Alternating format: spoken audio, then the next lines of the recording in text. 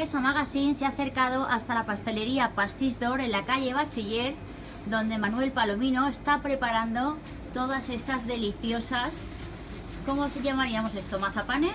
Buenos días, Manuel. Buenos días. Cuéntanos. Pues nada, preparando los mazapanes típicos de San Denis, ¿Sí? que consta de frutas y hortalizas de la huerta valenciana, ¿Sí? y con unos tronaos y unas piruletas para estos días.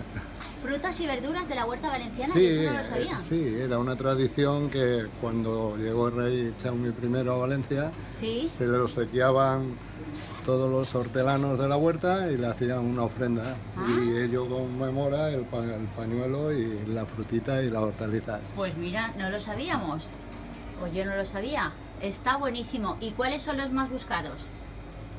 Pues lo más buscado es, quizás sea por el aroma, es el plátano, la patata, que es muy original, y el limón pero vamos, en general se lleva un surtido de todo.